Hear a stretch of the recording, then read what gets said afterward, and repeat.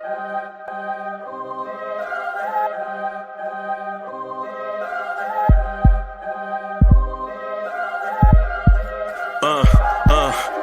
rank where the view is nothing less than phenomenal for how I express and project from my abdominal. The only view better, both my daddy and my mama know. No living parents, my sons give me balance. My wife is my serenity, this mic is my identity. The world is foul enough, that's why I write without obscenities. Provoking danger with broken language and spoken anguish. Begging to get hurt, why would you ask to go through changes? Yes, Lord, life's a chessboard, master the angles. Control the tempo, be the one who holds the info. Acknowledged knowledge is just as deadly as machete swings. When spoken, the truth is as potent as that Medellin. While others swear the style is free, I just let it ring. Our time is undervalued, soldiers make us better kings. My fans on my shoulder, reaching after better things. Today I take the shot, for them I'd rather set the screen. My mama told me follow my dreams. My daddy told me get it by any means. Stand tall, make him bow to a king. But I've evolved, you can see the resolve. Look in my eyes when you speaking to God. Life and for those who we caught up in using what I was taught with the muse. I guess they call it proving I'm more than an artist. Penciling out my darkest while stenciling out a harvest. And storing what gets me from A to B, just like garages. Instrumental with collages. Envision what I've been drawing. Broadway to give you rhythm like the great Lena Horne. So bent on, found comfort in the storm. Find peace and on when you see them others perform. Organized chaos, outcasted like hey ya.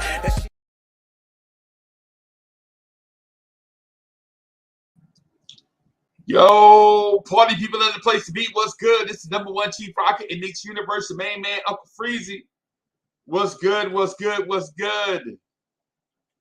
Man, welcome to the Knicks Morning Drive. Man, it's been a busy day, man. A busy day. What's good? What's good? What's good? What's good?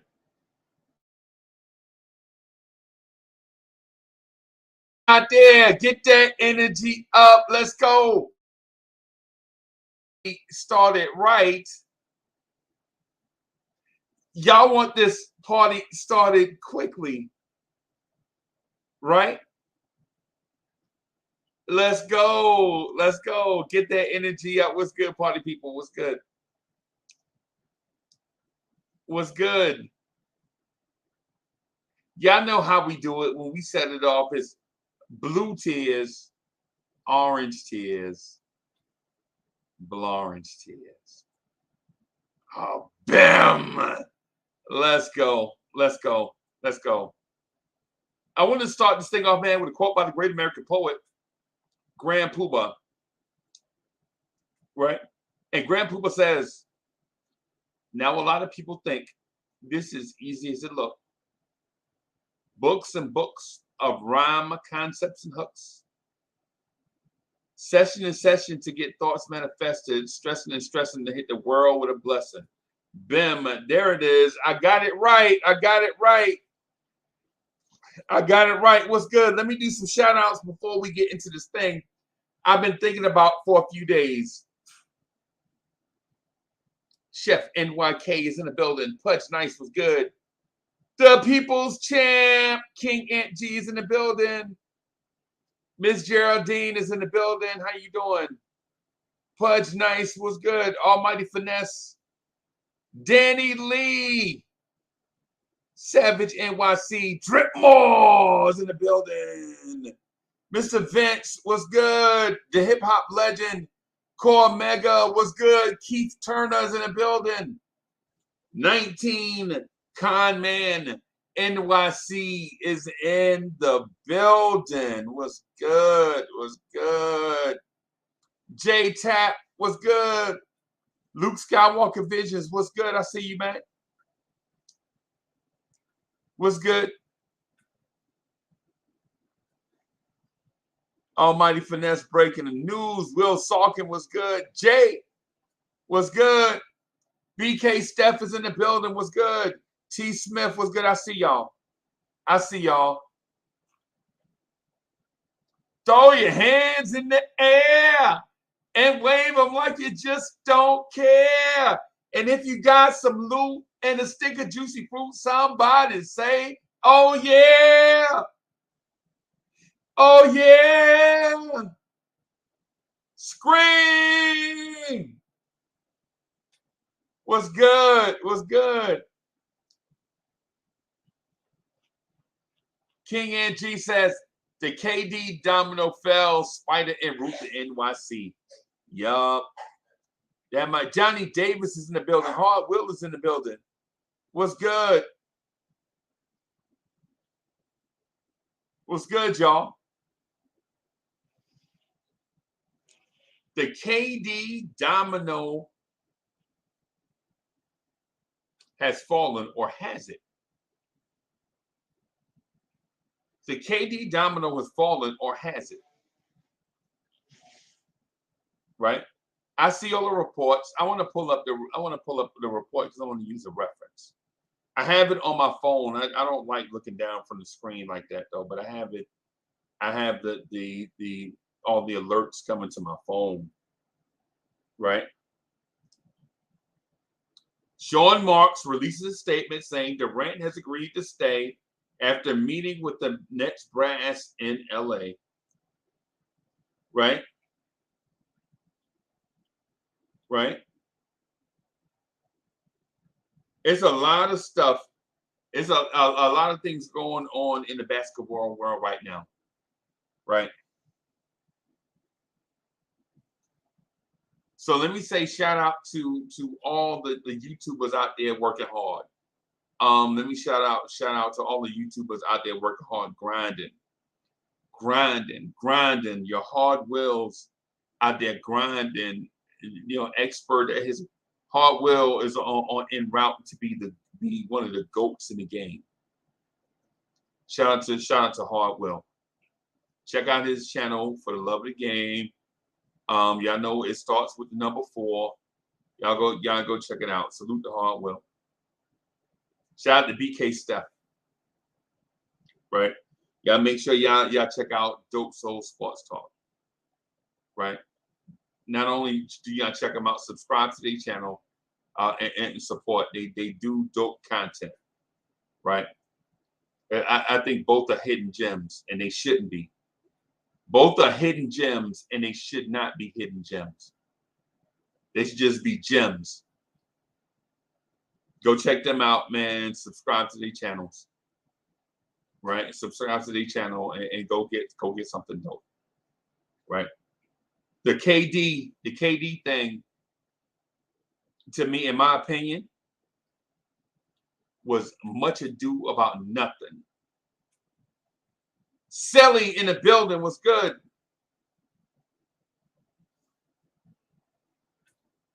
Yo, subscribe to Dripmore. Subscribe to Dripmore. Subscribe to Dripmore channel too. Just click on the thing.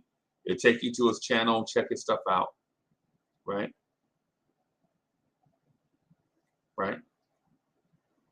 The KD thing, all this hubbub about nothing. All this hubbub about nothing. Right?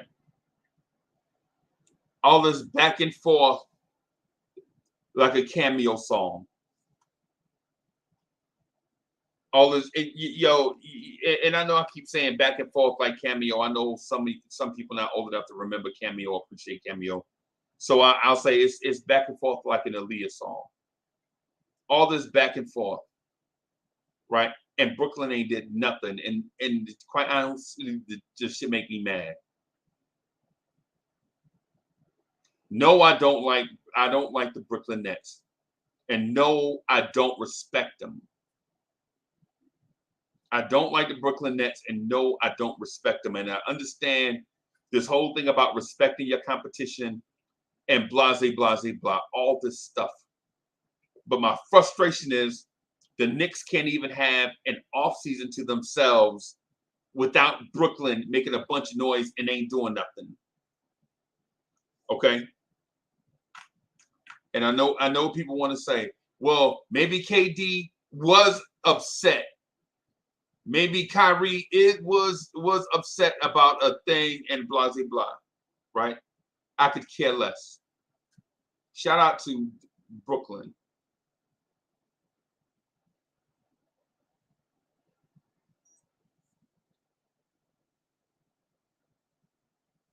Right.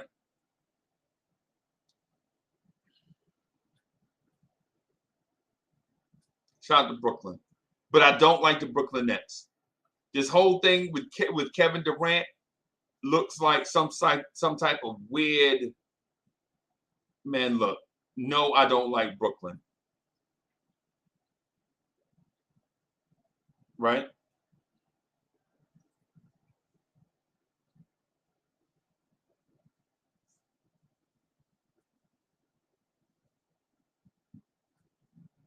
Right? No, I don't like Brooklyn.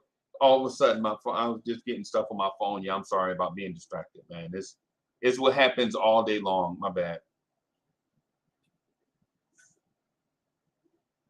Right? So, no, I don't like Brooklyn. I didn't get into the details. I didn't read any articles about the Brooklyn thing. Man, look, I don't like them, and I don't even like talking about them. Yo, Soy, what's up? What's up, coach? Imagine how many teams stopped doing what they should have been doing to better their team, hoping to get KD, and then now maybe late to pick up play. Yep. You see what I mean? This is a coach. This is the thing I'm talking about right here. Exactly what. So the world stopped for Kevin Durant, and Kevin Durant ain't did nothing. The ultimate troll. And I know some people like the ultimate troll.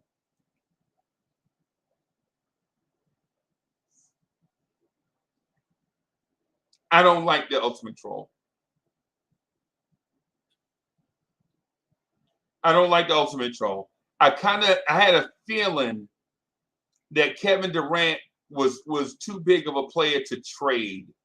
Kevin Durant, your Kevin Durant's type players, they are too valuable to trade. You don't trade guys like that. Especially in the offseason where Minnesota traded, in theory, 5 first-round picks for Rudy Gobert. In theory, they traded 4 real ones and then one guy that they drafted in the first round. Walker Kessler, whatever his name is.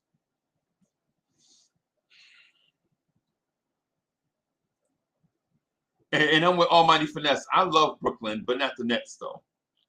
I love Brooklyn, but not the Nets. Right?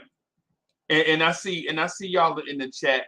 I see y'all in the chat like doing like the handshakes and stuff and all that stuff. And I got a feeling that a beef is brewing. I got a feeling that a beef is brewing. So I got a feeling that maybe the young up and coming star Shot Smoke, maybe he's ruffled some feathers. Maybe Shot Smoke ruffled some feathers and got some of the goats thinking about their mortality.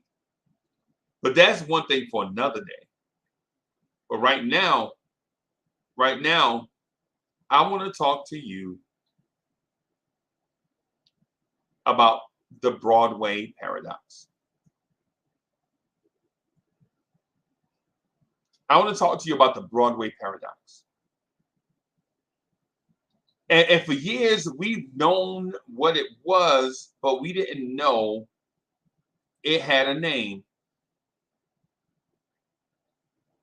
The Broadway Paradox is real. You know what it is. You know what the Broadway Paradox is.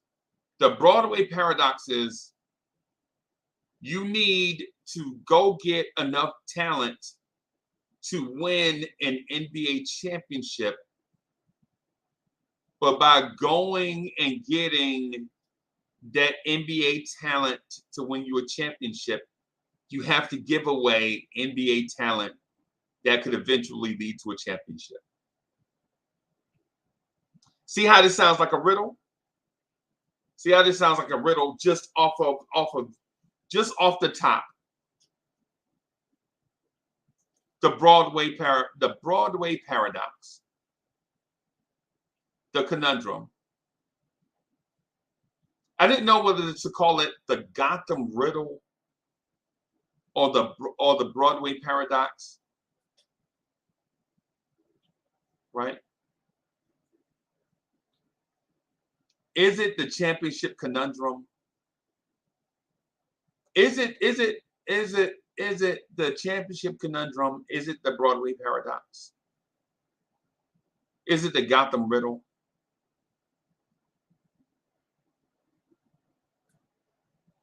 For right now, we'll call it the Broadway paradox. How much talent do you have to trade away to get talent?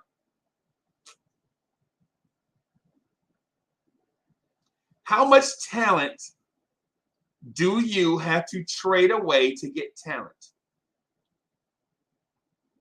And if the talent that you're trading for doesn't win a championship, does that mean the talent that you traded away maybe could have if given time?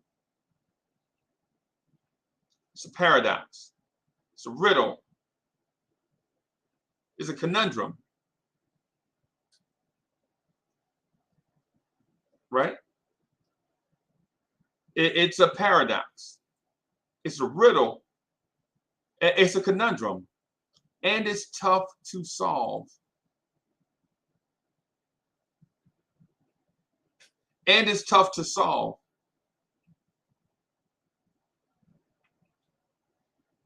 Right?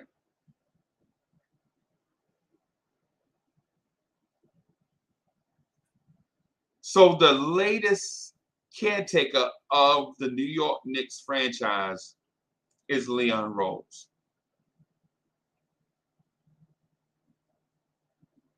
Leon Rose, a former sports agent. He looks like the guy from King of Queens. Looks like the dude that drives the delivery truck on King of Queens. Right? Shout out to Queens, New York. Queens, get the money. Shout out to Queens, New York. Leon Rose looks like that dude.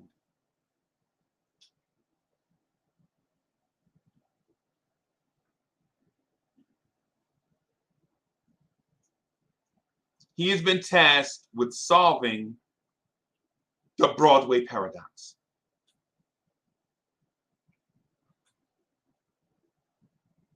And as I listened to over the past week or so,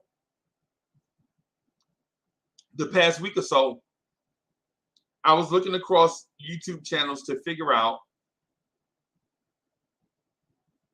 what Knicks fans are thinking. I stopped in on a few shows, a bunch of them, to find out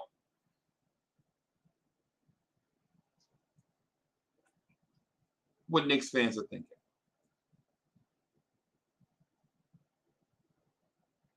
And to be honest with you, to be quite frank with you,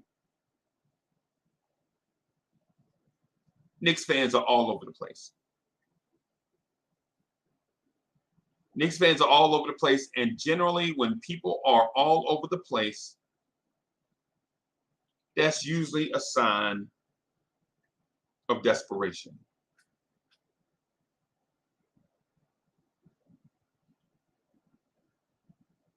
That's usually a sign of desperation. When your fan base is not dead set on one thing or the other. Knicks fans, what do you want? Knicks fans, what do you want?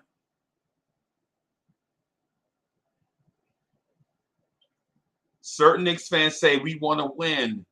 I want to win right away. I've been waiting for 20 years.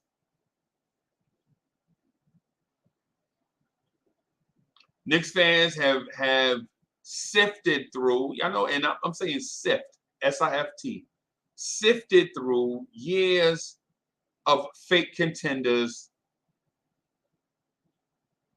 mostly pretenders, to get to 37 wins. That's basically us.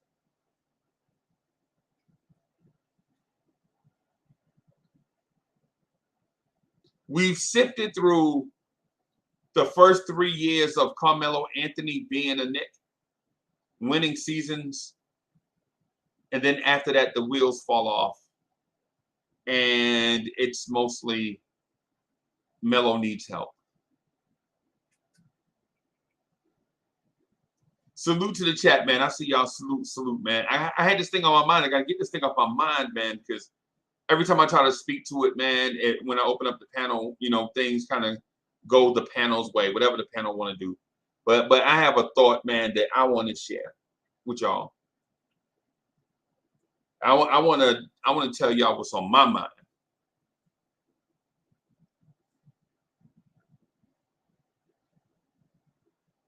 And it's the Broadway Paradox.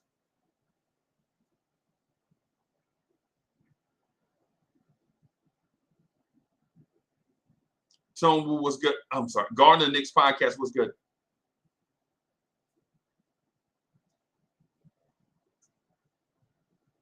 Right. I have this thing on my mind. I know we're gonna open up the panel and the conversation is gonna take off and go wherever the conversation take off and goes.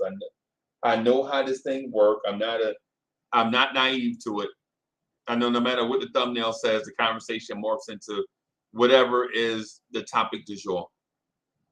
Right.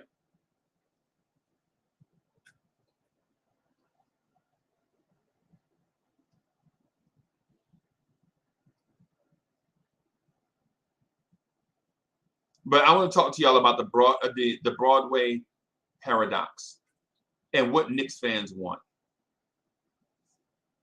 If you poll 1,000 Knicks fans, you'll probably get 300 answers.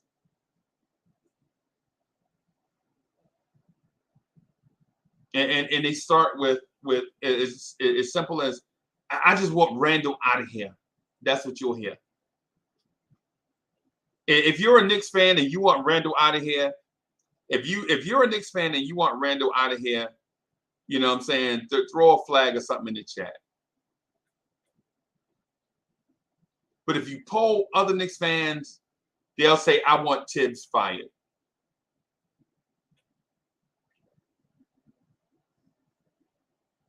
Right? And you poll 1,000 Knicks fans, some will say, get Randall out of here. Some will say, fire Tibbs. And others will say, we need to be tanking.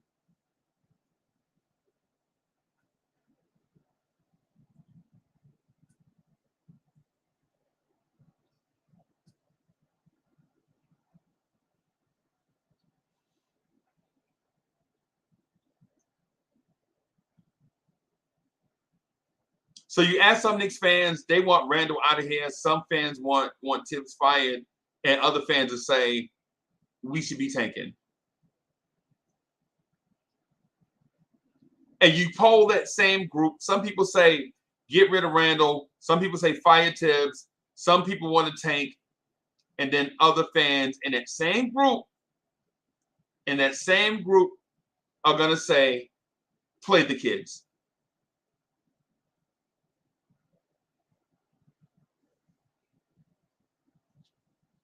So in that same group, you got fire Randall, get rid of Randall, fire Tibbs, tank, and then play the kids.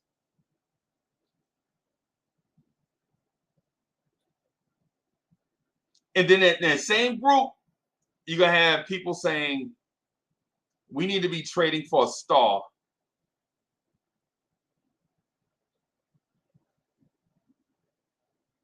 We need to be trading for a star. New York is built for a star. We need a star. We don't have a star. We need to go get a star. So in that same group is get rid of Randall, fire Tibbs. We need a tank.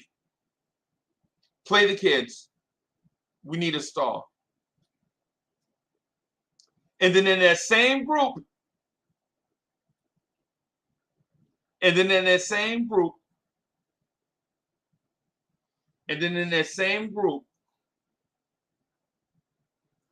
same group of people right? They're going to pick out one of the kids and say he is a priority. He needs more minutes than everybody else. It doesn't matter who that young player is. It could be Obi. I've heard Obi needs more minutes. How many times have y'all heard that? How many times have you said it? Obi Toppin needs more minutes.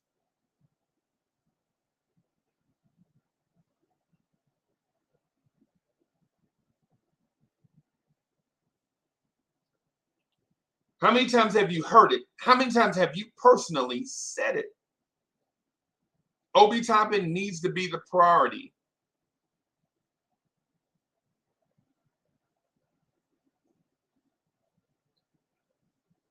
How many times have you said it? Quentin Grimes needs more minutes. Why is Quentin Grimes not starting over Evan Fournier?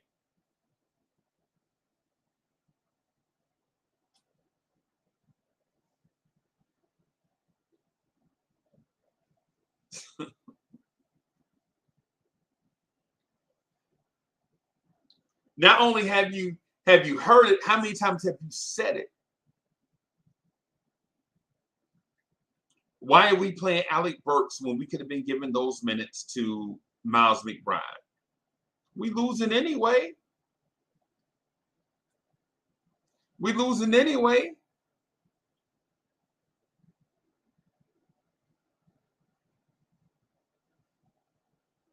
Right? And furthermore, to the Broadway Paradox. To the Broadway Paradox, how many times have you heard this? The Knicks are in a position that they've never been in. This is the best position the Knicks have ever been in since I've been alive. The Knicks have young players and draft picks. The Knicks have assets. How many times have you heard that? The Broadway Paradox.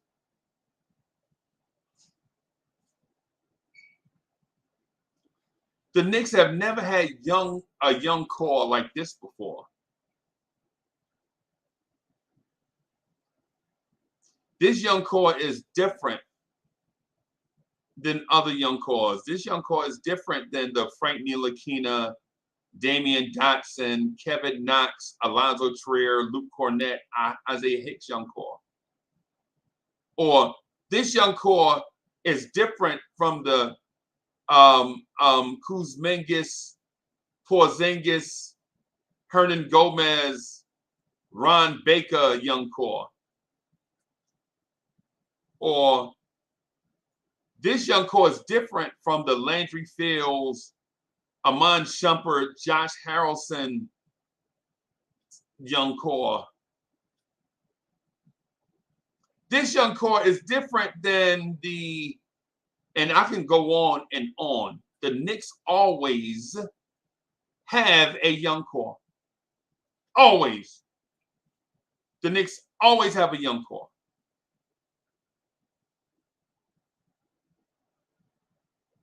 The Knicks always have 5 or 6 young dudes trying to scratch the surface of their potential. And after 3 years, we get tired of them, ship them out, and start all over with another young core. And surprise, party people, if this Donovan Mitchell trade doesn't happen, next year starts the process of pruning, getting this young core out of here and bringing in a new young core.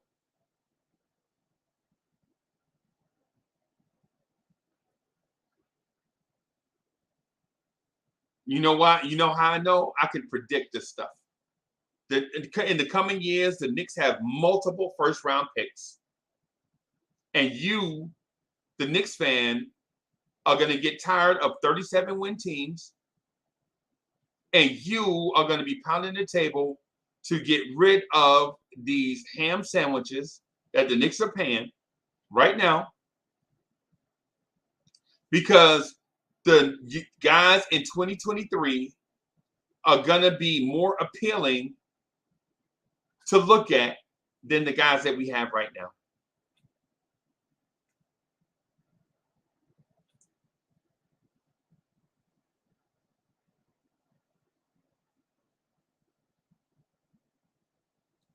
If the Knicks win 37 games this year, if they don't get Donovan Mitchell, if they don't get Spider, if it doesn't happen,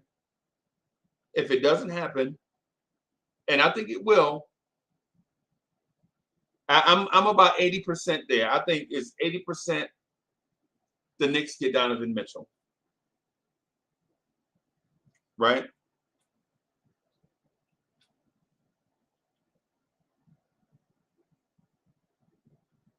If the Knicks get Donovan Mitchell, then we won't have this discussion. But if the Knicks don't get Donovan Mitchell, and this team does win 37 games, more or less, the Knicks go into next year's draft with all those draft picks. They have to consolidate this young core or trade for a guy and start the process of finding a star in the draft. Because this front office didn't bring you Chris Paul when Chris Paul and Leon Rose had the closest relationship of anybody, and Leon Rose couldn't get you Chris Paul, right? And it's not Leon Rose's fault, right? But Leon Rose also didn't get you Damian Lillard when the rumor mill was churning about Damian Lillard coming here. And Leon Rose didn't get Bradley Beal.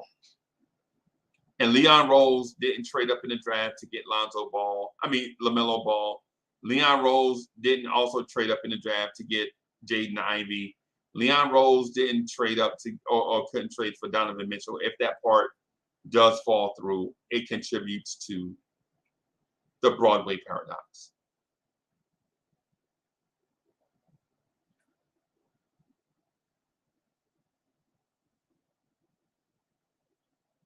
In 2023, it puts you in a situation where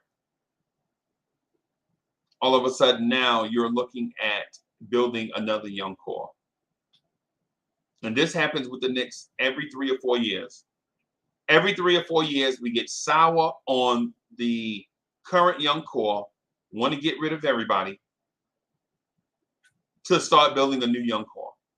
And next year, the Knicks have the pieces to do so. And that's why this is a paradox. Because even though it's a riddle and we can't figure it out, the riddle is true.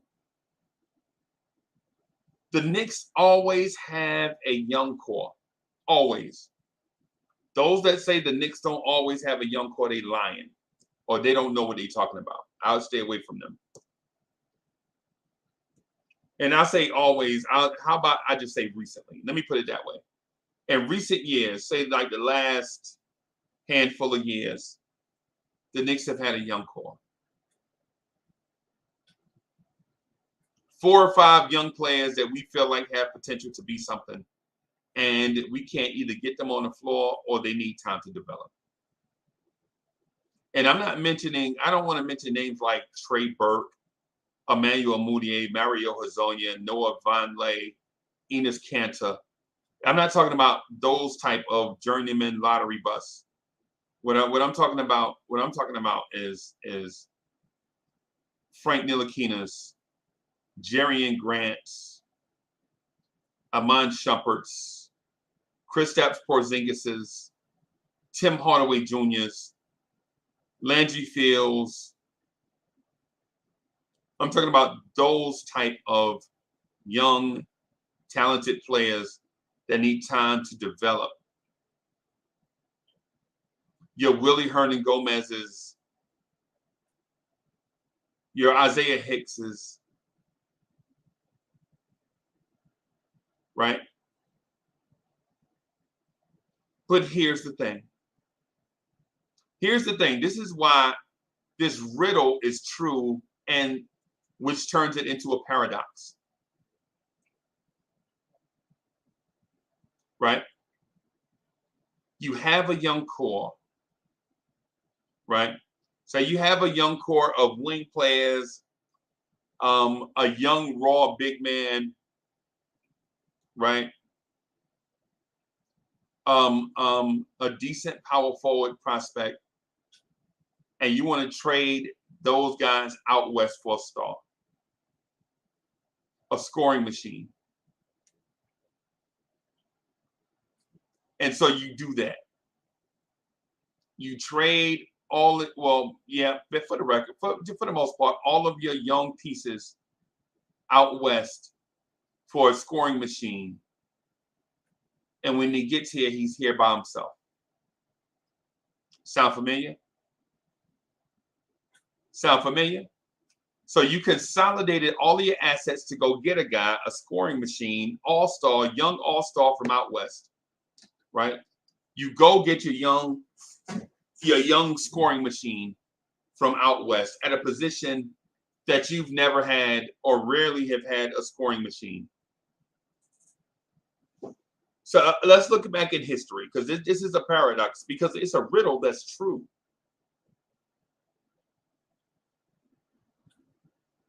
It's a riddle that's true. You take these young pieces, consolidate them along with future draft picks to trade for a guy. Say that guy's name is Carmelo Anthony. Now your cupboard is bare, but you have Carmelo. Now what? Now what do you do? Are there pieces that you can acquire to help you win a championship? Because ultimately, you trade for that guy because you want to win a championship. But when he gets here, your resources are exhausted. But you have your guy. Now what? Now what do you do? Can that guy you traded for take you to a championship by himself? No. No, he can't. Because no NBA star in history, I don't care who you name, won championships by themselves.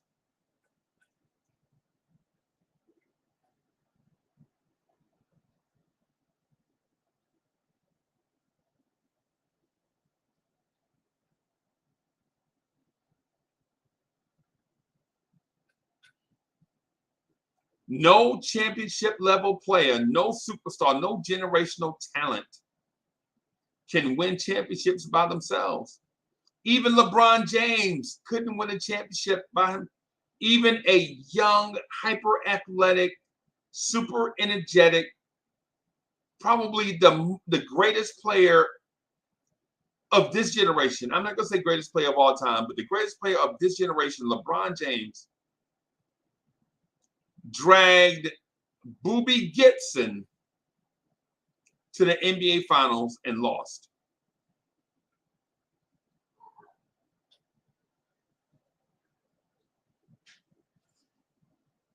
Scarred LeBron. LeBron did everything that he could. He dragged Boobie Gibson, Daniel Boobie Gibson, to the NBA Finals and lost. And in my mind, when LeBron lost, you could see the look on his face like, I'll never do this again. It takes too much energy and effort and sacrifice to drag a roster this bad to an NBA championship.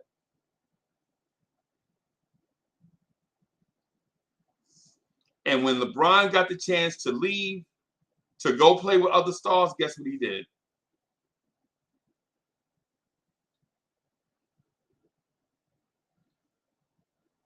And so now you see why the Knicks are in the Broadway Paradox.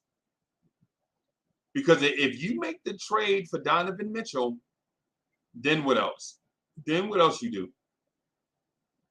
And I'm not saying I'm against the Donovan Mitchell trade, right? Don't get it twisted. I'm not leading you down a path I don't want Donovan Mitchell. I like Donovan Mitchell. I want Donovan Mitchell. But what I want you guys to understand is that we are in an endless loop of doing one thing that leads to another. You build up young talent to go get a star. The star gets here, expires, and then you have to build up young talent to go get a star. The endless loop, the paradox, that is the riddle that is true.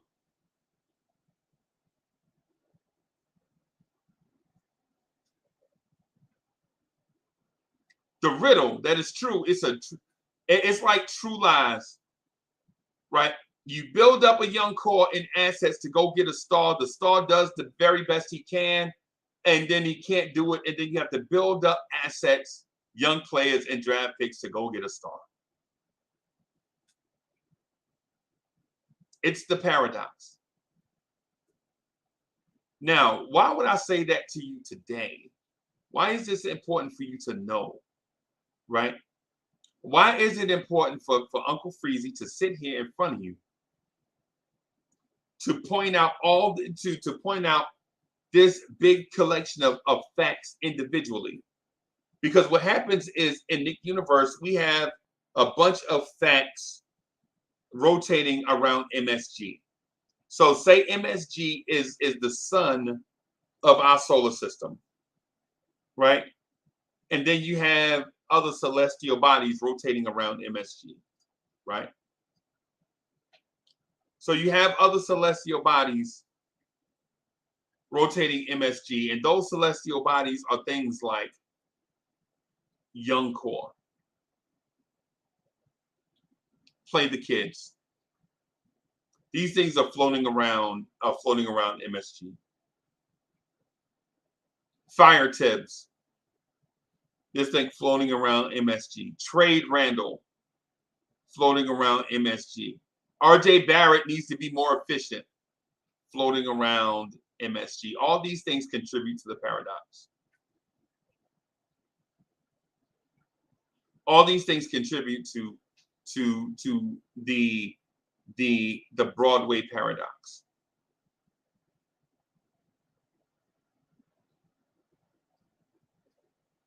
Obi needs more minutes. Start Quentin Grimes over Evan Fournier. All these things are floating around, are rotating around MSG. MSG being the center of our solar system. The other celestial bodies are those topics that are in constant rotation around MSG, and they're not going away. Emmanuel Quickly is not a point guard. That's another thing I hear a lot of people say all the time. And then when I ask what is a point guard, nobody can tell me what today's point guard is.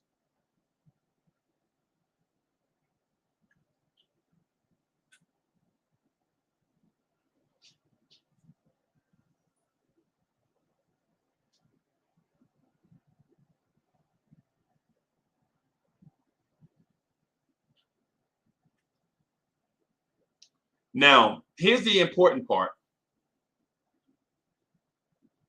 We bring in Leon Rose, King of Queens. We bring in King of Queens, Leon Rose.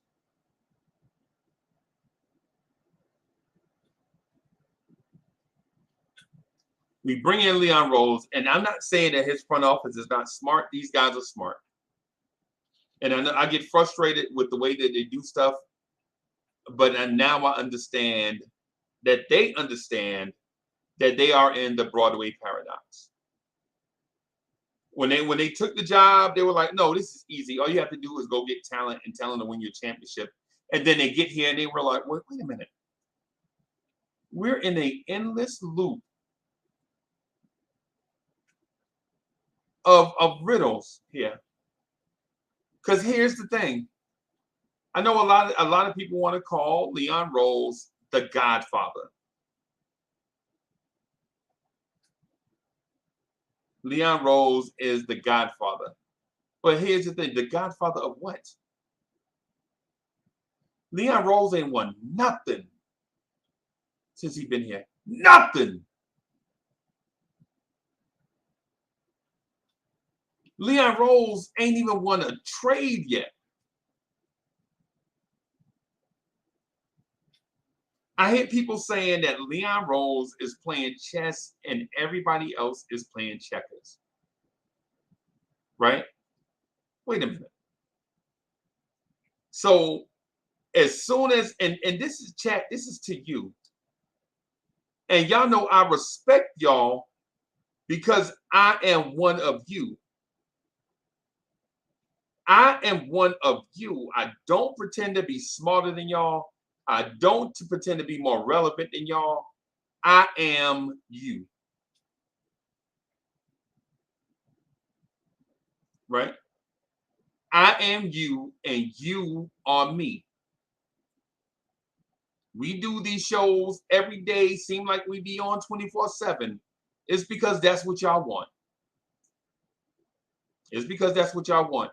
So when I hear this notion that this one guy is smarter than everybody else in this universe, I find it disrespectful. Personally, I take offense to it.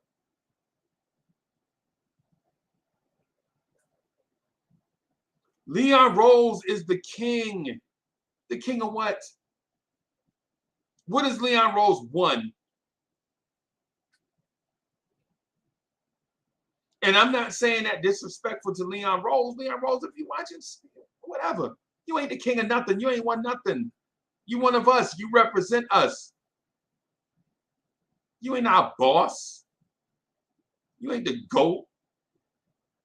You got a job to do. Do it. And you better do it good. Leon Rose, Brock Aller, Walt Perrin, Gorsan Rosas, Scott Perry, they have won nothing since they've been here. They ain't won a playoff series. They ain't won nothing.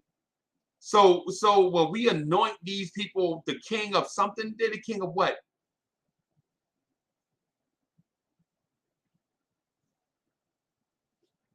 Now, am I diminishing, what they've accomplished in their careers? Nah, because you don't get to that level of success or get to that level of accomplishment without being successful at stuff. But in this universe, in Knicks universe, they are the king of nothing.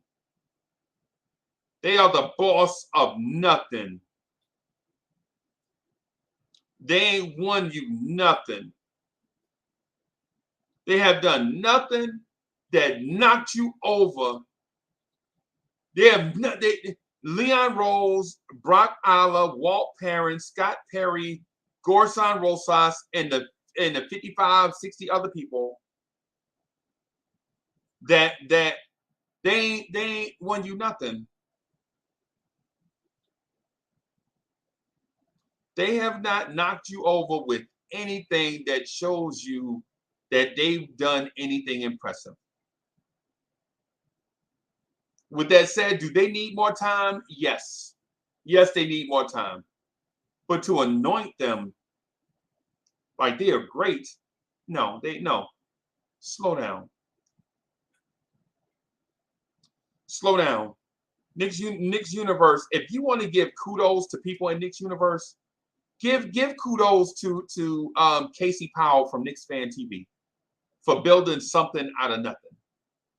Give kudos to CP, the franchise, for building something out of nothing. Give kudos to Sam Russell for building something out of nothing. Because without those two, cats like me and others probably wouldn't even be doing this. I'd be working here from home, doing the thing. Success, man, listen. Now, they've done something. They've done something. Shout out to Simeon Russell, the dude that don't ever return your phone call. Shout out to Sim Russell, the dude that don't never return your phone call, and shout out to CP the franchise for building something. They have done something right in front of your eyes. Leon Rose, Brock Aller, Walt Perrin, Scott Perry, Gorsan Rosas, they have done nothing.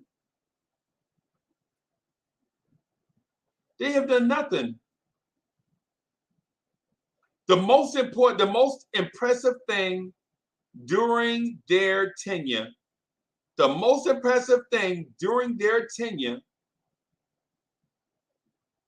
is Tibbs winning Coach of the Year, which I'll give them some credit for that for the hire, and Julius Randle winning Most Improved Player and being an All-Star. But guess what? Steve Mills was in charge of that Randle signing. So if any credit goes to anybody, Steve Mills, Scott Perry, for the draft picks for 2021 and 2023. That was Scott Perry, Steve Mills, Julius Randle,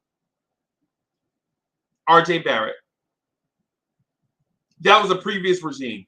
A previous regime did that. RJ Barrett, Most Improved Player Julius Randle. Those draft picks, 21 and the one coveted for next year, 23, in a very deep draft. A previous regime did that. So that brings me to the Broadway paradox. Here's the thing: now that those guys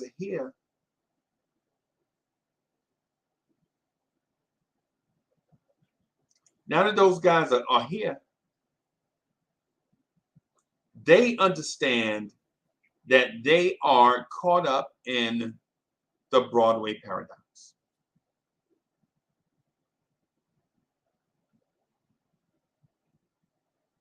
Because here's the thing that Leon Rose can't do. This is why I'm telling you, Leon Rose is not the king of anything. Leon Rose is vulnerable. Leon Rose is vulnerable. That's why he has to take the approach of playing it safe. I know you guys are like, well, Leon Rose Leon Rose drafted Quentin Grimes. Yeah, Quentin Grimes is a 6-point per game guy right now. Don't talk to me about Quentin Grimes. He's a 6-point per game guy that plays defense in limited minutes. Don't talk to me about Emmanuel Quickly. They drafted Emmanuel Quickly. Right. Sure. They drafted, I'm high on Emmanuel Quickly, but Emmanuel Quickly is still himself a young player trying to figure it out. Will he figure it out? Of course he will. But let's not get it twisted. Emmanuel Quickly is not LaMelo Ball. Slow down.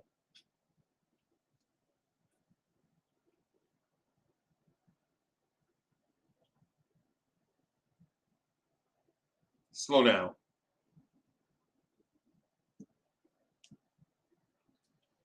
Leon Rose, Brock Aller, Walt Perrin, Scott Perry, Gorsan Rosas, they all know that they are caught up in the Broadway paradox. Here's why.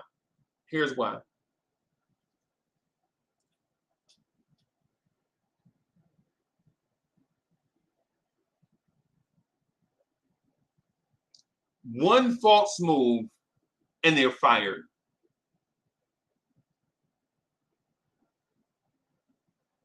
They're on what you call the slippery slope. And it's not because these guys are not smart.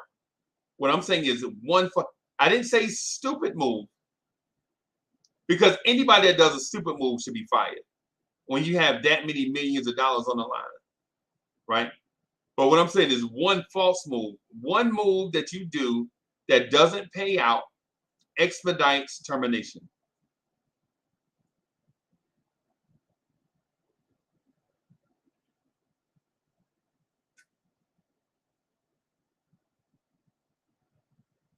That's why they play it safe. They play it safe because safe saves time. Safe slows down the timeline. Safe slows down the timeline. And quite frankly, I don't blame them for playing it safe. I'm not blaming them. I'm not begrudging them. I'm not pointing a finger at them. I'm not saying that they shouldn't. I'm not saying that they should not play it safe. I'm merely pointing out what is the obvious. They play it safe because of the Broadway paradox. And the Broadway paradox is this. You gather talent and assets to trade for a star. You get the star. Now you can't build around the star until you gather young talent and assets to go get more talent. Ultimately, the Broadway paradox would be broken or would not exist if the Knicks could get their own stars out of the draft. What solves the Broadway paradox? Hitting on draft picks, hitting on a high level on your draft picks. But since the Knicks don't do that, they're caught in the Broadway paradox. And I know what the chat's about to say, but they did hit, man. Quentin Grimes is get out of here. Quentin Grimes is not a hit on a draft pick. Hits on draft picks are Nikola Jokic, a second round pick that turns into an MVP. That is a hit. A hit on a draft pick, Donovan Mitchell at 13. When you picked Frank Ntilikina at 8. The Knicks could have selected Dennis Smith Jr. They could have selected Malik Monk. They could have selected Donovan Mitchell. They chose to go with Quentin Grimes, Frank Ntilikina. It's all the same to me.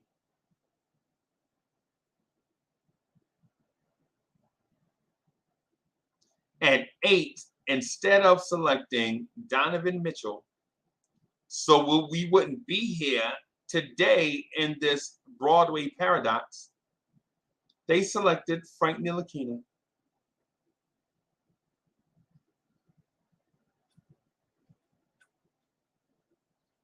And therein lies our problem.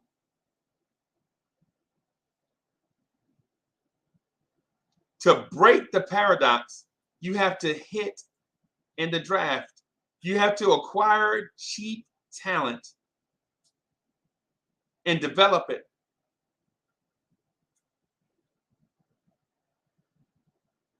And the Knicks don't do that, and that's why we have a Broadway paradox.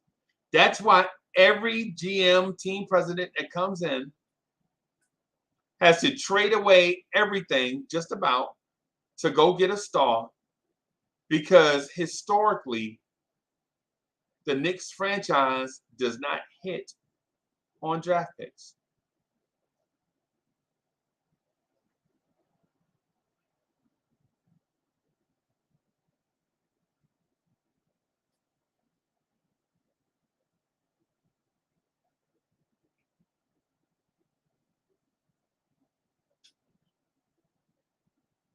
The Knicks don't hit on draft picks. And if you're offended by that, so what? You should be offended. It's not my fault. I didn't make the pick. I did not send the card to the commissioner on behalf of the Knicks. I did not tell everybody to shut up and sit down. We taking Frank. Uncle Freezy didn't do that. I did not tell everybody to shut up and sit down because we taking Kevin Knox. I didn't do that. I didn't tell everybody to shut up and sit down because we taking Obi Toppin. I didn't do that. The Knicks did that.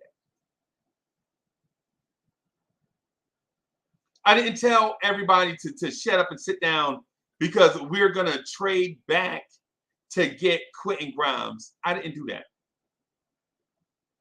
I didn't tell everybody to shut up and sit down because I'm taking Jeremiah Robinson Earl.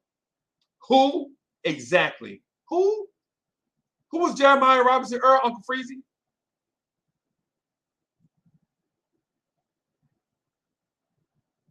The Knicks selected Jeremiah Robinson Earl instead of selecting Herb Jones. And then they took that pick and traded it to a comfortable trade partner, the Oklahoma City Thunder. That's our go-to. The Oklahoma City Thunder, that's our go-to. When we feel like we got to do something, that's our go-to. Right?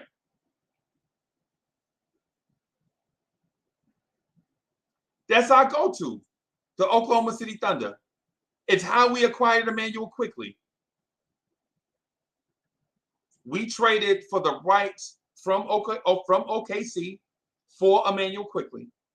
You might not remember that because we are so caught up into calling Leon Rose the king of something. What's Leon Rose the king of? King of Queens.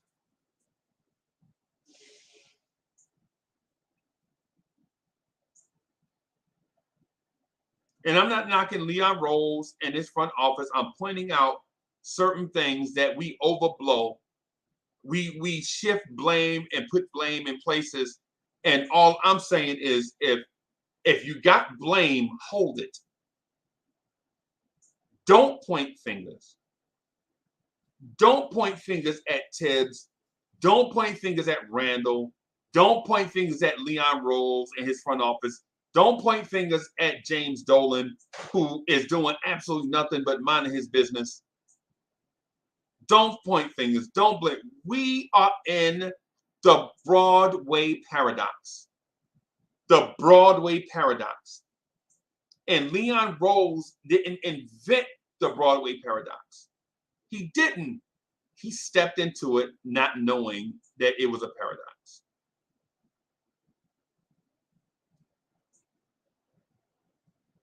Leon Rose clearly did not know this was a paradox, or he would have kept on walking. He'd have turned the job down. Oh God, dog! I didn't know it was a paradox. Nah, man, I'm busy doing other stuff, man. I'm busy doing other stuff. Because nobody wants to step into a paradox because once you get in it, you're trapped.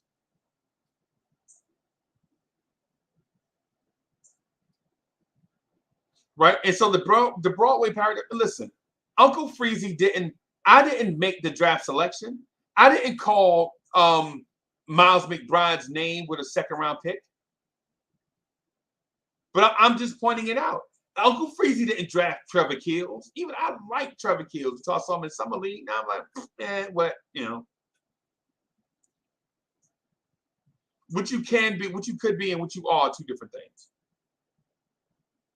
I didn't call Trevor Keels his name. Leon Rose did. Don't be mad at say us for that.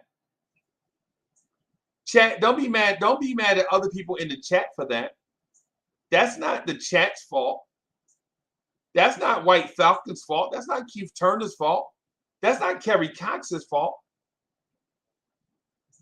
Kerry Cox didn't call Trevor Keels his name.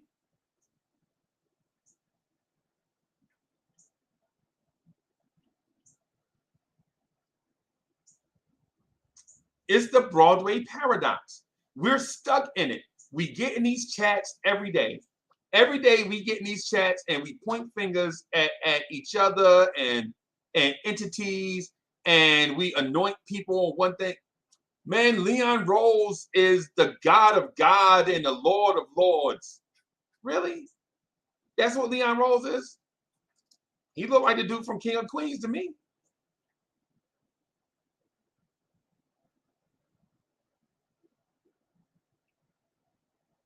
Do I respect Leon Rose for his accomplishments? Yes. Do I respect him, what he did for the Knicks right now? No. What's he done? We saying this dude is This dude is playing chess while everybody else is playing checkers. Not only are you saying this dude is smarter than everybody else in Knicks universe, but the rest of us are stupid or dumb.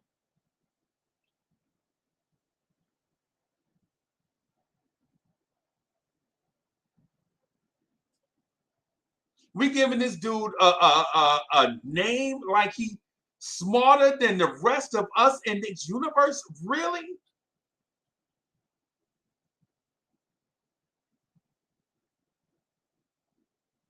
Are the rest of us dumb? I deal with y'all on a daily basis multiple times. And do I never, ever, and I do this intentionally, do I never, ever come across to y'all like I'm smarter than y'all, or one of y'all in the chat is smarter than the other? It's called respect. And some lady from Detroit, Michigan sung a song about it like 50 years ago, talking about RESPECT. Find out what it mean to me. Some lady from Detroit a long time ago sung a song about that. Respect. Right?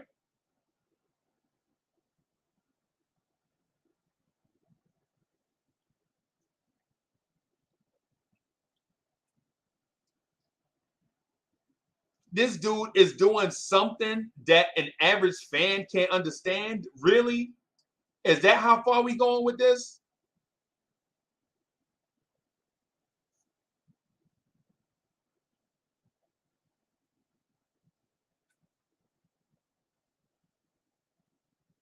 And I see how y'all like, man, Uncle Freezy, man, you on some kind of soapbox? Nah, man.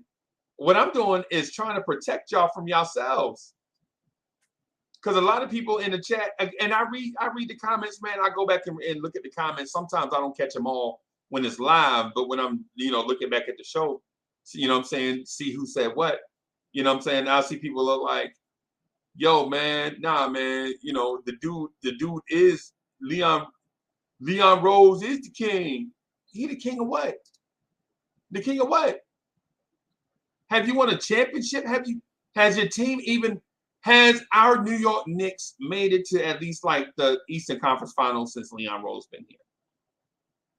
And people are going to make excuses. Well, he's only been here for, yeah, I know. The Boston Celtics missed the playoffs one year. They bounced right back. That's amazing, right? The Boston Celtics missed the playoffs, and all of a sudden, in 1 year, they make all these subsequent moves around their young players, and they make the NBA Finals. The Knicks, on the other hand, started Alec Burks at point guard. What's that tell you?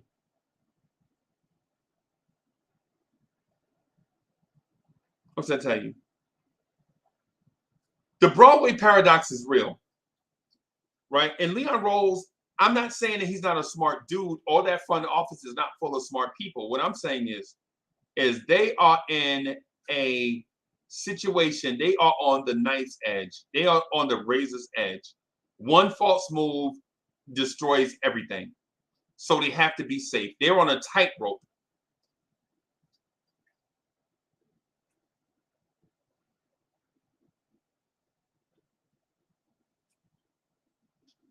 They're on a tightrope, right? Because they can't just trade for any star. They have to trade for the perfect star.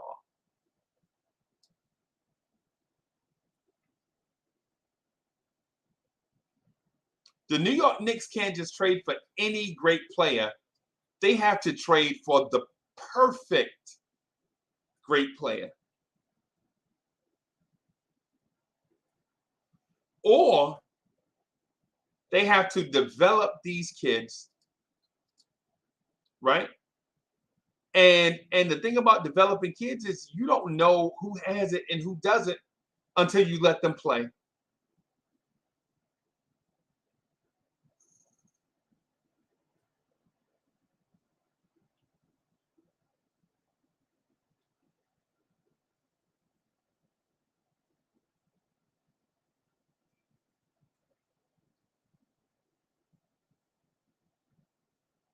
Either you get your star,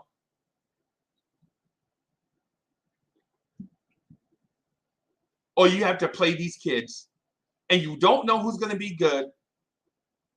You don't know who's going to be good until you see them in action, in live games, in high leverage games. You don't know what RJ Barrett is going to become until you see him in high leverage games.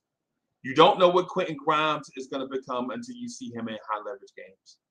You don't know what Obi Toppin or Emmanuel Quickley or Farron Hunt or Cam Reddish or Isaiah Hartenstein or Mitchell Robinson or Jericho Sims until you see them in high leverage games. And how do they get to high leverage games? They have to improve so much that they get to those high leverage games. So you have to let them make their mistakes and lose bad games first, learn how to win, and then win against average teams, and then elevate themselves to win against good teams. It's natural progression.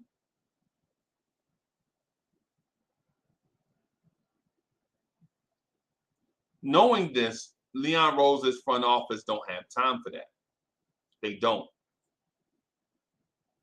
Because 2 years in, year one looks like an aberration. The playoff year looked like a blip on the radar? That's what it looks like right now. We're so far away from that and that team and that Big 15 feeling. After last year, the Big 15 thing seems like a thing in a distant memory.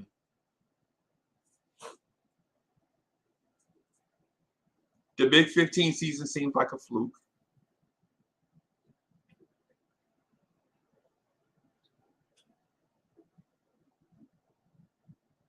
Right? But Leon Rose's front office is living on the razor's edge because one false move and Dolan's going to get them out of here. And I'm not saying one bad move because I think the front office is too smart to make a bad move. But one move that they don't anticipate that backfires could get them out of here. One trade for Donovan Mitchell, and Donovan Mitchell, you give up all that for Donovan Mitchell. He comes in, gets hurt, and now everybody else is looking at their mortality.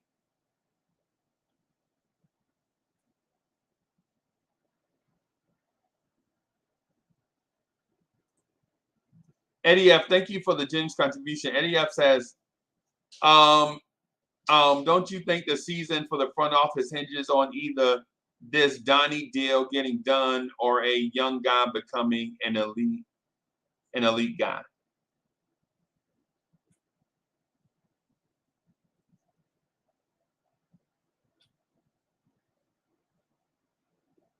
So Eddie F is buying into the Broadway Paradox.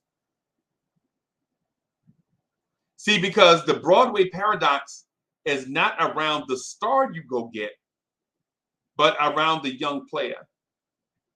And as long as you don't have young players that turn into something great, you stay in the perpetual state of chasing a star.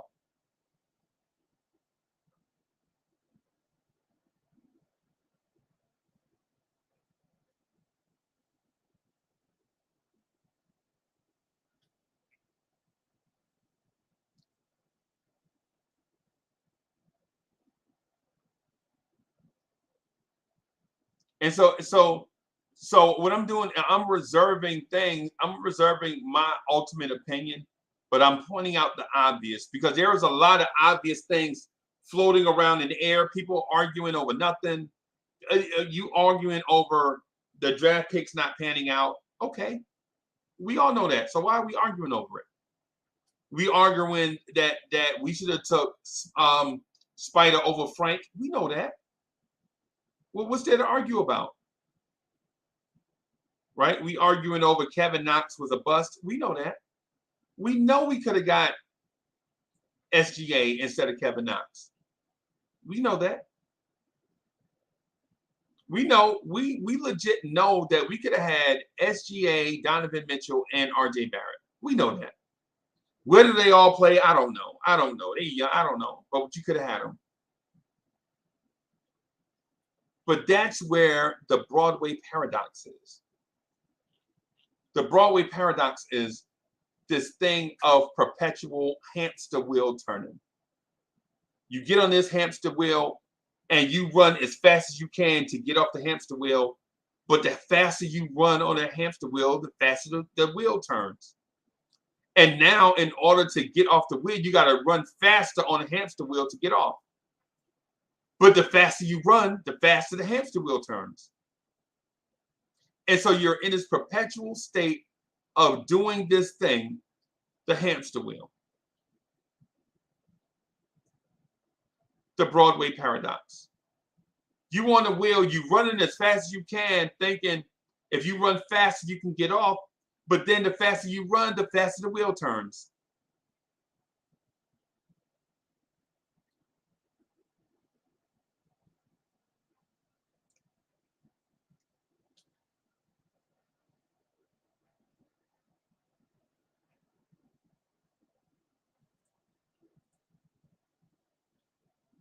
And so this front office, what I'm saying to y'all is I know we want immediate results. Got to have the Donovan Mitchell deal, and I was on it until Todd Barbie talked to me one night about the front office, and the sticky situation they're in. Shout out to Todd Barbie for making sense. When everybody was talking in a rage, Todd Barbie talked to me about taking a deep breath, backing up from the situation, and doing what comes natural, and that's think.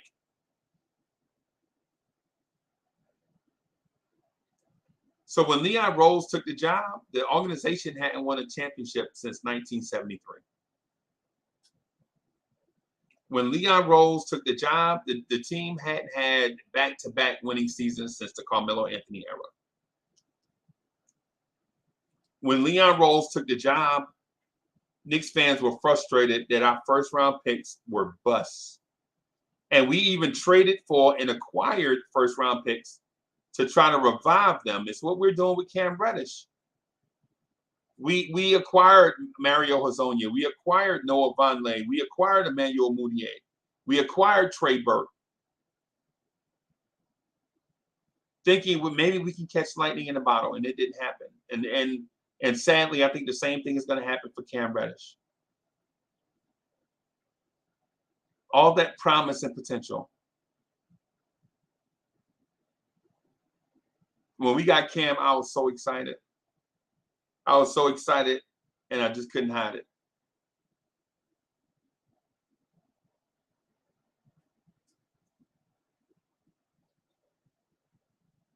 But Leon Rose is in a no-win situation. It's the reason why in my opinion, it's the reason why they trade back in the draft. If they trade back in the draft and acquire more assets, what it looks like to you is that they got a quality player at that pick. But ultimately, what it looks like to me is when they draft high and that player don't pan out, it makes them look like they don't know what they're doing. And how I know this is they drafted Obi Toppin at 8. And we have an Obi Toppin problem. I'm not saying that Obi Toppin's not talented. And I'm not saying Obi Toppin won't be a productive NBA player. What I'm saying is they drafted Obi, and Obi can't get on the floor. And that's a reflection on them, the front office. Not a reflection on Tom Thibodeau, but on the front office. Makes it look like they can't draft. So the comfortable thing is trade back in the draft every year, trade back to diminish expectations. Because if they don't draft, say, at 11, they trade that pick and get more assets. People will say, "Oh wow, look at them! They did their thing. They traded that pick for multiple draft picks and blah blah blah." But no, if they would have drafted a kid at 11, and that kid would have turned out to be a bust, it would have reflected on them. They had to play it safe. They have to, because they understand that they are in the Broadway paradox. Right? It's the reason why they go get the low-hanging fruit in free agency. Tell me if you heard this story before. Leon Rose and Tom Thibodeau have a relationship with a dude in the NBA. They like family, they tight. They're like family. They go back years. Tell me if you heard this before. They go back years, man. You know, and now the son is in the NBA. You know, and they saw the son used to be the ball boy, or used to be at their camps and stuff, and they used to all kick it out in the Poconos, and the little son is shooting hoops with the other kids or whatever, and then the son makes the NBA and is a free agent. And then they have to reunite. The reunion is destiny. The reunion is destiny. It's because the free agent is part of the family, right? The free agent is part of the family. And then when Austin Rivers get here, you find out like he's not a fit for the Knicks. Oh, you thought I was talking about somebody else. Okay. Y'all thought I was talking about somebody else. Well, tell me if you heard that story before. Leon Rose in a relationship with a guy. Leon Rose, Tom Thibodeau, been friends with a guy such and such amount of years. His son is in the NBA. His son becomes a free agent. And then we sign him in free agency. And then Austin Rivers is here saying all the right things. Oh, yeah, I thought I was talking about somebody else. That is the safe play. That's what you call the safe play. You knew you could get Austin Rivers. You knew that you could get Jalen Brunson, right? But you can't get the guy, ultimately the guy that you wanted. So getting the guy that's safe is the safe play.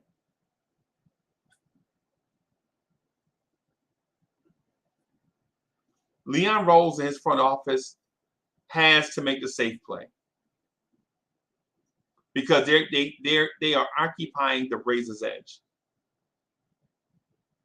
They can't swing and miss on draft picks because they understand the Broadway paradox.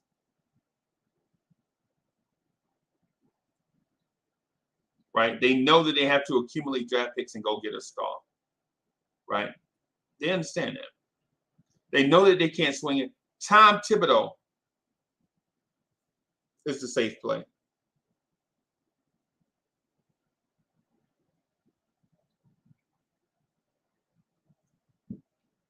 Hiring Tom Thibodeau was the safe play, right? Because Mark Jackson was a controversial hire. Kenny Atkinson was a risky hire. So in order to execute the safe play, you gotta go get Tibbs.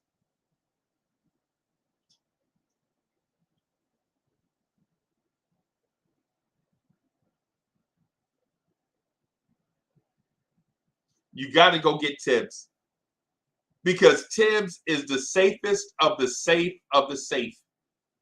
He's going to run vanilla offense, and he is going to try to win on defense, establish a culture of accountability. Tom Thibodeau was the safe play. Even though a lot of us wanted Mark Jackson, I wasn't one that wanted Mark Jackson, but I say us as a group, as a collective. I say us as a collective, as a group. because we are a group, we are a collective. This is Knicks universe. A lot of people don't know what to call it, but call it what it is. This is Knicks universe. Me, BK, Steph, Hard Will, other dudes, CP the franchise, Simeon Russell. There's a lot of us. We occupy Knicks universe. The New York Knicks themselves occupy Knicks universe. The New York Knicks media, Berman, Hahn, Bagley, all of they occupy Knicks universe.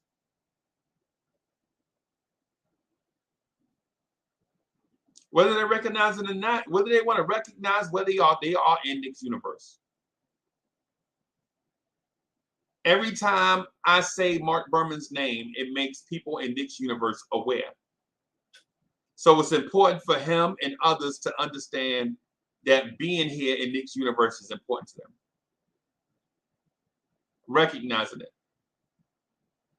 And vice versa. It's important for them to recognize the YouTubers out here grinding every day, because we are in Knicks universe. It's important for them to recognize the chat has a say, that you Knicks fans are important. Y'all are not dumb. Y'all are not stupid. No one person in Knicks universe is by far smarter than everybody. That's disrespectful. Saying that Leon Rose is doing this one thing and everybody else is not smart enough to understand what he's doing. That's disrespectful. That's dumb. That's like me saying, listen to this thing out loud and tell me how disrespectful this sounds. Leon Rose is a smarter human being than Kerry Cox. Yeah, how disrespectful that sound. Yeah, how disrespectful that sound. Just me saying it. And Kerry Cox, you my guy. I just chose you because I know you could understand the example and not think you know, I'm just picking on somebody. Shout out to Kerry Cox. That's my guy.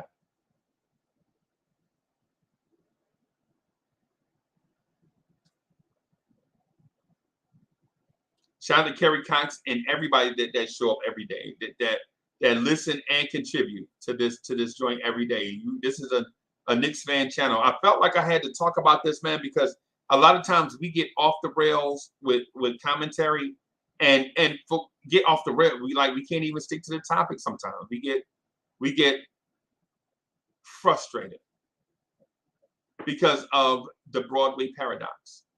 We don't understand it. We don't understand why teams won't trade with us, or why teams have such a high asking price for certain players and such. It's because of the Broadway paradox. We can't select our own. For instance, we have, of all the Knicks have been in the lottery for how many years now? The Knicks have been in the lottery for how many years? The Knicks were in the lottery last year.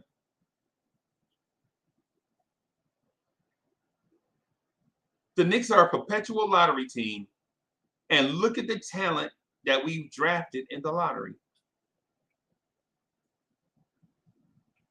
And I know what people will say. Well, that was old regimes. The new regimes are smarter human beings than the other regimes. Oh, really?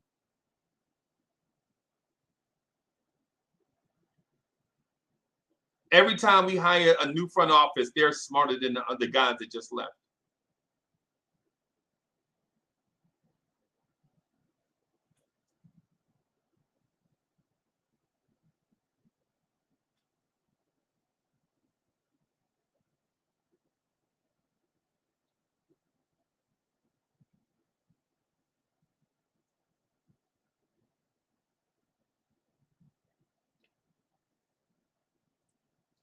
Hey, Sherwin says the Knicks have had 7 top 6 picks in the past 50 years. Yeah, Sherwin, think about. Listen, Sherwin, this is a trap too. By the way, I'm letting you know that this is a trap. Look at the guys outside of Pat Ewing outside of Pat Ewing, when the Knicks picked first, look at the guys that were picked by the Knicks and look at the guys that we passed on. I'm just saying this is a trap. Because this I was mentioning the Broadway Paradox. Look at all the players the Knicks passed on. And I didn't say top 6, I said lottery. I said lottery. I didn't say top 6. I understand where you're going. But look at the players that the Knicks drafted in the lottery, or the top 6, I don't care. The top 6, the lottery. Look at all the players that the Knicks drafted in the lottery and tell me, and look at who they passed on, and tell me if you're satisfied.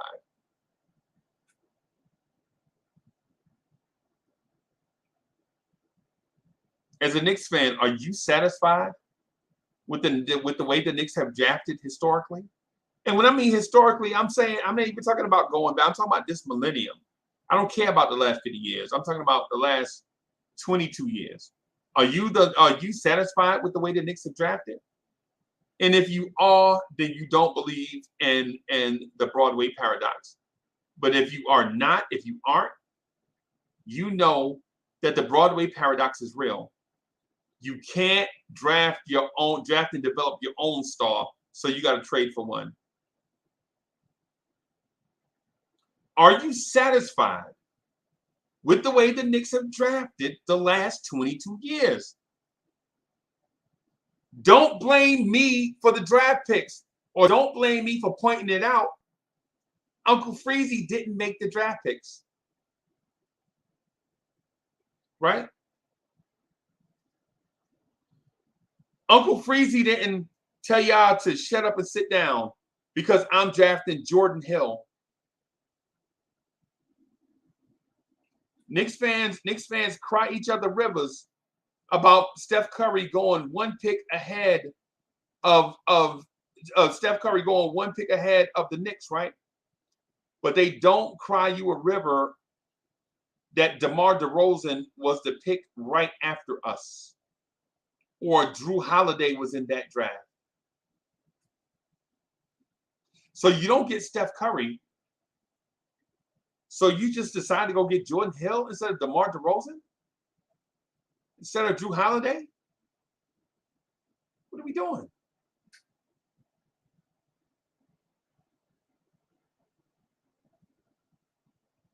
Are you satisfied with the way that the Knicks have drafted the last 22 years? And I'm saying 22, it sounds like a weird number, but I'm saying since 2000.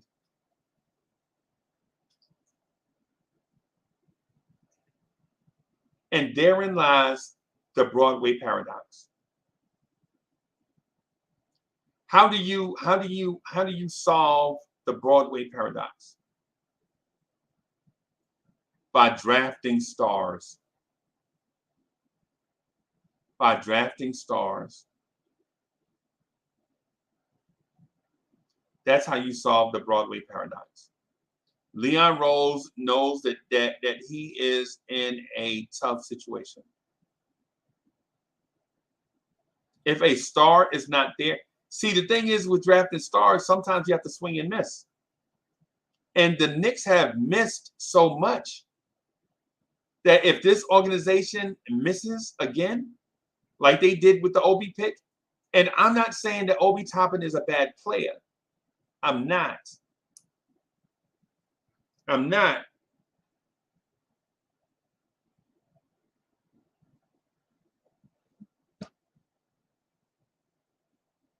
I'm not saying that Obi is a bad player.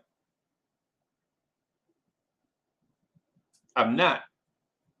In the grand scheme of things, I like Obi. Is he my favorite Knick? No. Is he my favorite young Knick? No. My favorite young Knick is RJ Barrett, followed closely by Emmanuel Quickly. Do I dislike Quentin Grimes? No, I don't.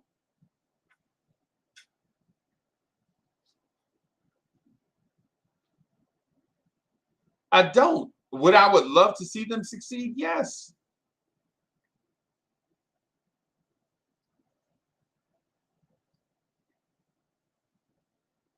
right? But when you pick a player in the top 8, you expect them to be an immediate impact player. And therein lies the Broadway paradox. When you pick a player 8, he don't have to start right away, but he definitely has to have an impact right away. Right away.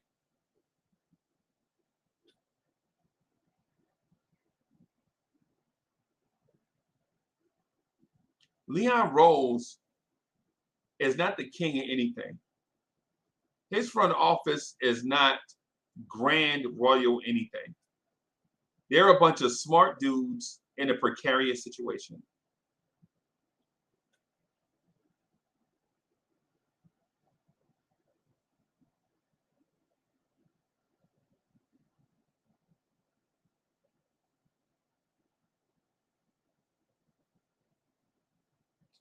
Leon Rose is in a tough situation, right? Steve Mills was in a tough situation. Phil Jackson was in a tough situation. All these dudes are in tough situations. Because if you don't draft well, you can't replenish talent on your team cheaply. And in winning championships, in my opinion, you have to replenish talent on your team cheaply. Can you go out and get the mega free agent and all that stuff? Yes. Yes. But at the end of the day, though, you have to be able to fill out a roster.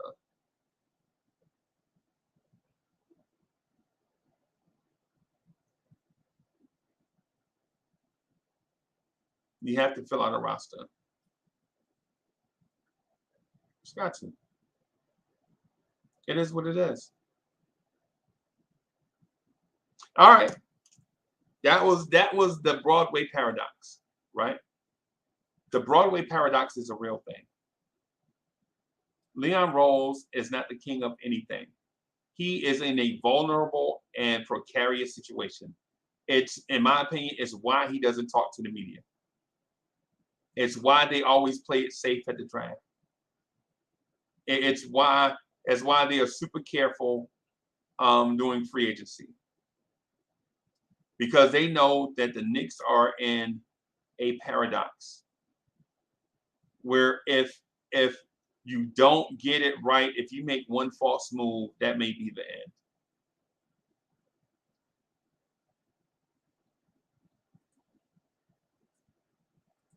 All right, I'm gonna put this thing out here in the chat. I want to chop it up with y'all about the Kevin Durant thing.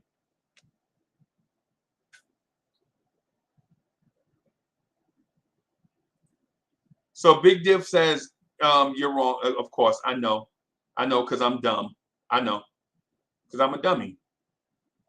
I know the Knicks did not trade. The Knicks did not draft Frank Ntilikina, and the Knicks did not draft Kevin Knox, and the Knicks did not trade for Chris Paul, and the Knicks did not trade for Damian Lillard.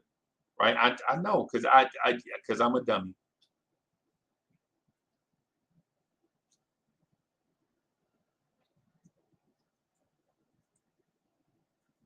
Big Deal says, was it the current MVP taken in the second round? Yes, that's my point. The point is not where you draft, it's who you draft. Big Deal, in that same round, 29 other players were taken. Come on, man. Come on, man. Come on. Come on, bro.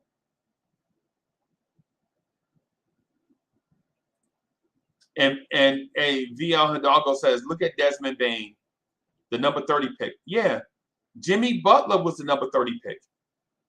Right, but y'all are missing what I'm saying. What I'm saying is not that. What I'm saying, well, never mind. I ain't ready to get on that, because if y'all don't get it. Y'all don't get it. Y'all don't get it. It's not about. Yeah, y'all pointed out Jokic, and y'all pointed out, and I pointed out Butler, and somebody else pointed out Desmond Bane, but you didn't point out Frank Ntilikina and Kevin Knox. Did the Knicks draft Jokic? Did the Knicks draft Desmond Bane? They didn't.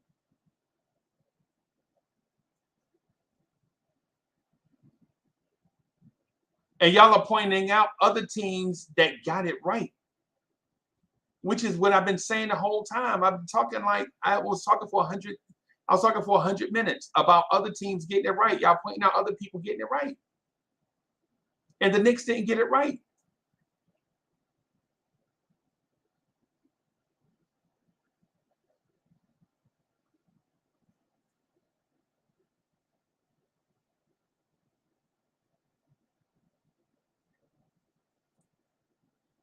And so Big Diff says, so you say that Denver knew? No, that's not what I'm saying. Come on, man. Come on, man. See what I mean? No, that's not what I said. So you say that Denver knew Joker? No, you never heard me say that. You never heard me say it. Come on, man. See, come on.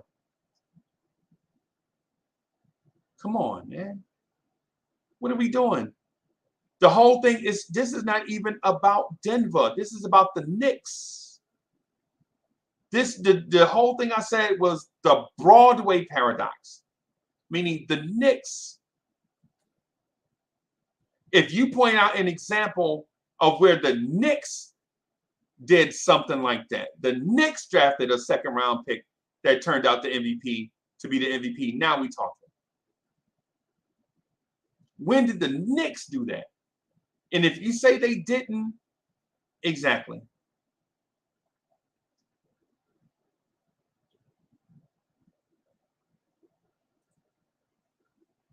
Mr. Vince, man, birthday week.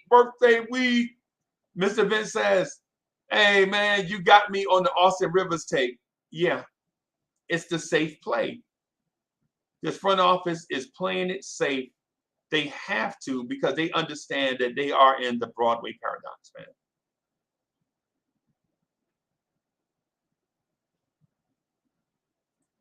Hey, Big Diff, I agree with you. We don't keep young players. I know that's what I've been. So that's one of the things that I'm getting at about the Broadway paradox is this. You might not. Okay, so if you get a guy and he doesn't pop right away, you include him in a trade for a star, and then you start the process all over again. So it's the riddle that turns out to be true. That's the whole thing I'm getting at. The Carmelo trade. You get young guys, they don't pop right away, so you trade them for a star. And then you start the process all over again. The hamster on the wheel running faster, thinking if he runs faster, the wheel will stop or he can get off. But no, it doesn't happen that way.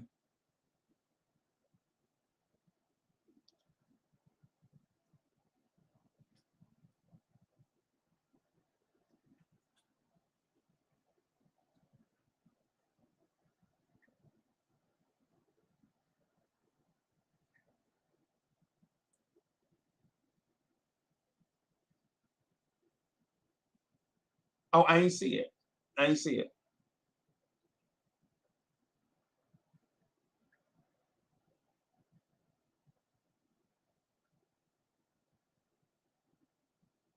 Yeah, man. The thing is we're in this precarious situation. It's the riddle that is true. Right? How do you get a star to New York? Well, how you get a star to New York is by drafting them and developing them, but we run out of patience and trade the young guys for a guy that is already a star.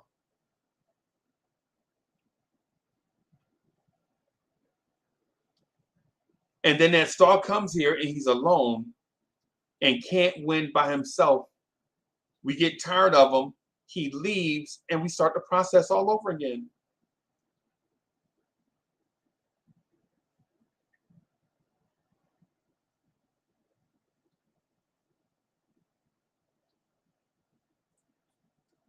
Sherwin says, look at IQ, the 25th pick in the draft. There were about 15 players that were chosen after Obi who are better than him. It's the Broadway paradox. Because think about it. Think about this. And I'm not saying that this was the move at the time. I'm not saying that this was the move at the time. What I am saying is bear with me on it. If you trade it back, if you just, I like Obi. And for those that only listen to the first two words of a sentence, this ain't for y'all. Just hear me out. If you would have traded the Obi pick and traded back, you could have picked up Peyton Pritchard, Desmond Bain, and say Cole Anthony. Because you would have had four firsts in that weird range down there. You could have had, in theory, you could have brought in Cole Anthony. You could have brought in a Cole Anthony. You could have brought in a Desmond Bain, a Peyton Pritchard, a Zeke Naji, all them dudes that went toward the bottom of that draft. And sure, you would have had a kindergarten field trip, but guess what you have right now on the Knicks roster? A kindergarten field trip. You have like 9 dudes under a certain age, 9 dudes that are 24, 10 dudes that are, whatever number it is, that are 24 years old or younger.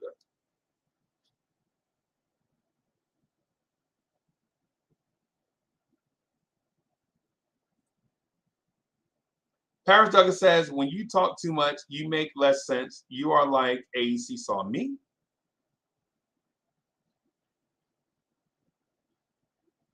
Paris Douglas says, when you talk too much, you make less sense. Well, Paris Douglas, maybe you and I are not meant to be together,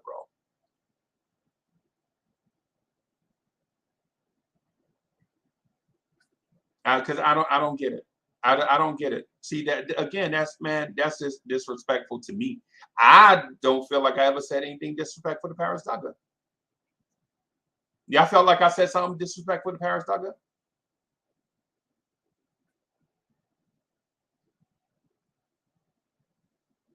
When you talk to me, you make less sense. You're like a seesaw. I get it. Cole Anthony?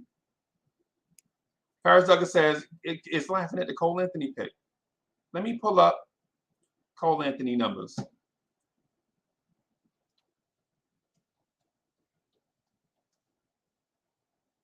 me pull up Cole Anthony stats since it's hilarious. Since Cole Anthony is hilarious, I'm gonna pull up Cole Anthony numbers.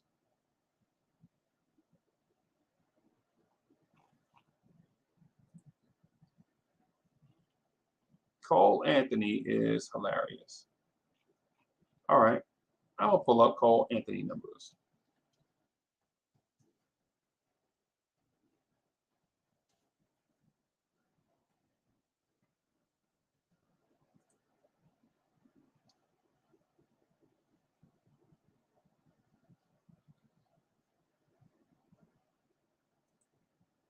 Just real quick, man. I'm just pull up Cole Anthony stats.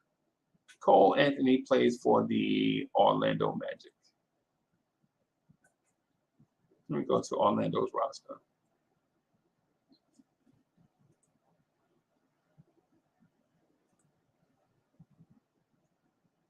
Let me pull up Cole Anthony's stats.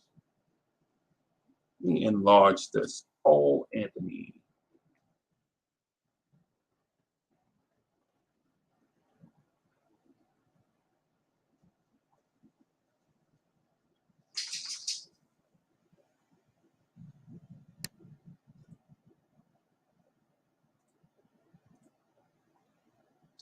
Cole Anthony. I got you.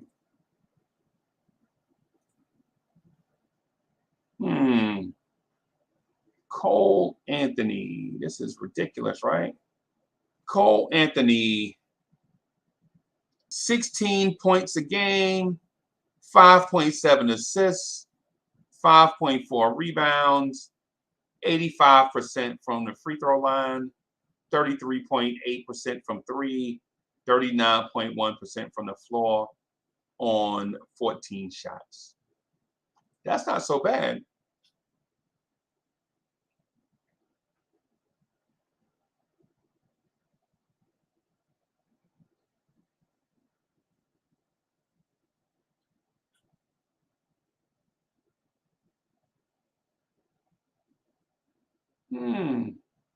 Cole Anthony. That was Cole Anthony. We laughing at Cole Anthony's numbers. Okay. All right. Just checking. I was just checking. I was just checking.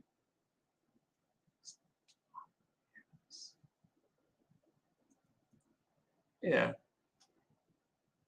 Okay. Keith Turner says, if you don't agree with Uncle Freezy, then fine, but the disrespect isn't called for. Oh, okay. No, okay. All right. Yeah. Thank you, man. Greenhouse says, is a seesaw more disrespectful than a ham sandwich? I mean, I don't eat pork, but seesaw ain't bad. Yeah, I feel you. I feel you. Cole Anthony numbers remind me of IQ if given the same number of minutes. Yeah. Yeah. Yeah. Yeah. But the thing is though, is this. Cole Anthony also is at a position of need.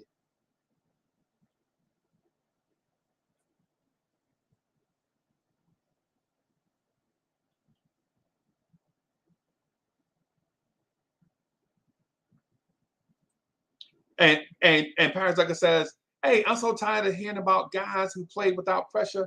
I get that point. I'm with you on that one. I agree with you on the guys playing without no pressure. But here's the thing. Man, the Knicks ain't playing with pressure either. The Knicks ain't won no championship. The Knicks not a second round team. The Knicks won 37 games. The Knicks had Alec Burks at point guard. What pressure is there? I understand that, man.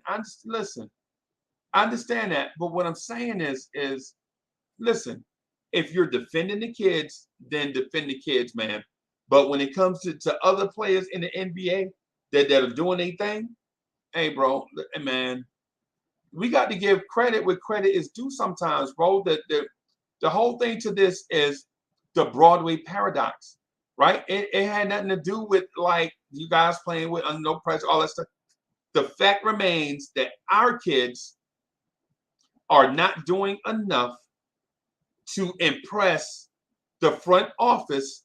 So the front office groups them together and trades for a star.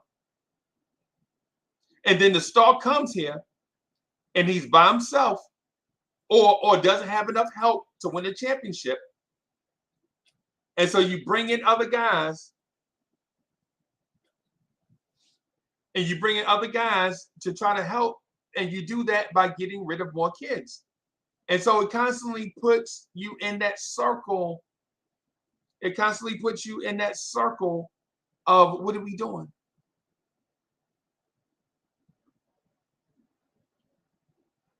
Would we have this same conversation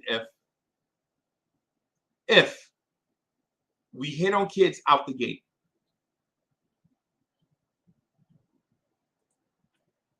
Mr. Vince says Cole Anthony came into MSG last season and cooked us. No pressure. And so BK Steph says, Dope Soul Sports Talk says, Randall is the only one under pressure at MSG. He taking all the blame. Obi and the rest of them are operating under no pressure. They are well liked. And Keith Turner says, Randall didn't crack under pressure. I think he was more frustrated at the way Tibbs was using him. And ask your boy Randall about MSG pressure. Right. No, I get that. I get that. But we talk about young players though. It's the young players thing. Never mind. I think the subject was being moved about the stuff.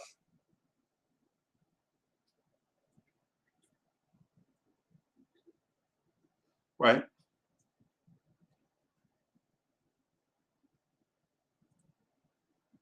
And Keith Turner says, there's no pressure of playing in the Garden. Cut it out. Nah, okay. All right.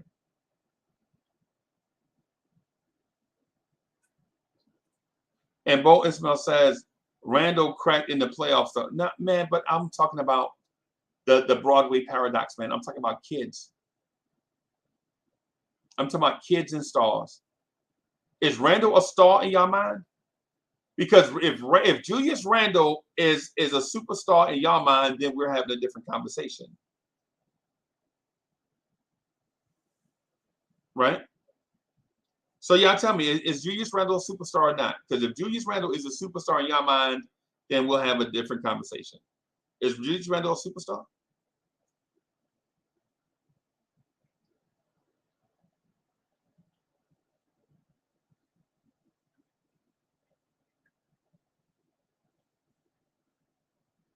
Is Julius Randle a superstar in your mind?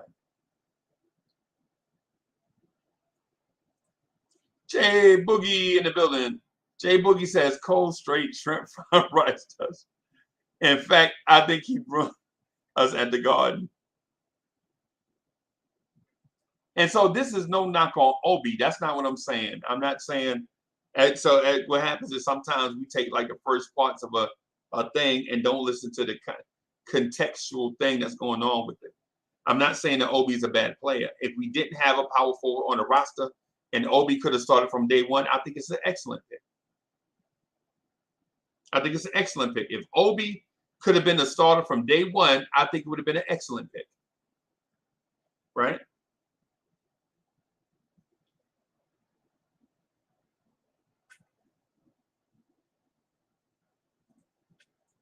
Mr. Vince says, the Broadway Paradox is real. My son jumped ship with the Knicks front office from Phil Jackson and has not looked back since.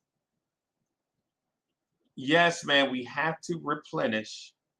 You build your team through the draft.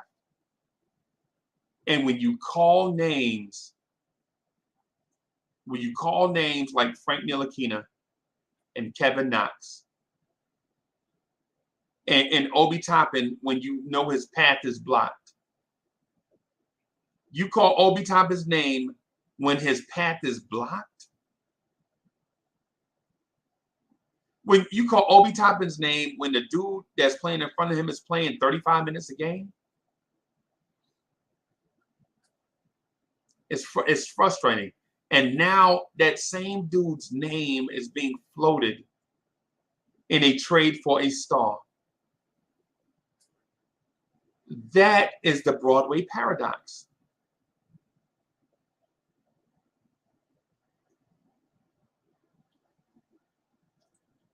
Minus Sutro says, you acting like you don't know they picked Obi to replace Randall, then Randall showed out.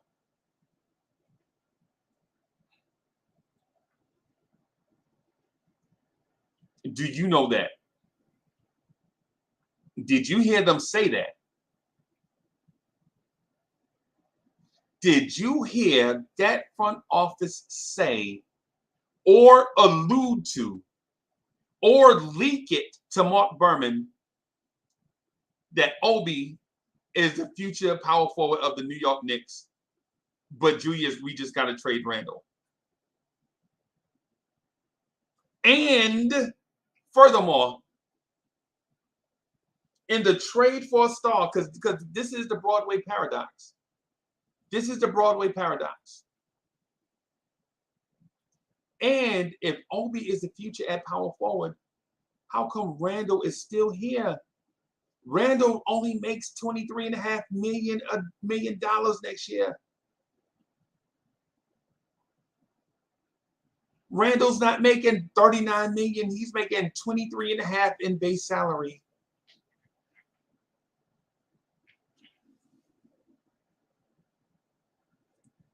And Trill says, do you remember the season before Obi was drafted? Yes, I remember that. I remember that.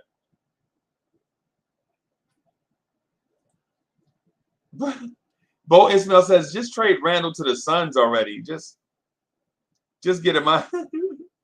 Bo Ismail just picked a random team. He didn't even care.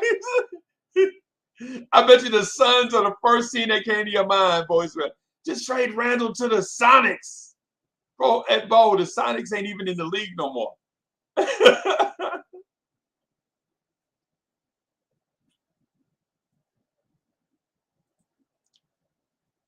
Sherwin says, I think I told you guys before. My wife calls the treatment of Randall at MSG bullying. Yeah, man. Yeah, man.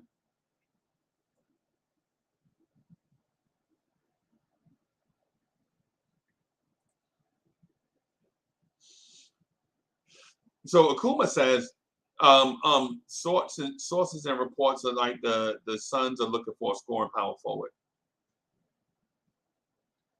They're looking, but what are they giving up?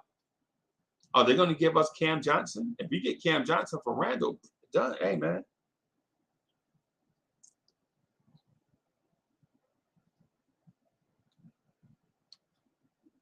Yeah, man.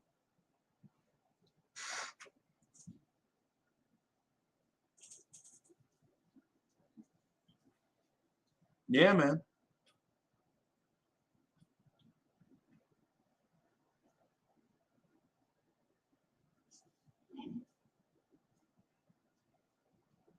Yeah, he is. He is. I agree with you. I agree with you. Yeah, man. Hey, Almighty Finesse. Now I did put the link out there in the chat, but now I got a dude coming. He was supposed to be here earlier, and so I think he's gonna be here about 2:30. And I'm still painting the living room. I gotta move some stuff around, bro. Painting at home repairs is tough, bro. Home repairs is tough, man. I know. Get out of here.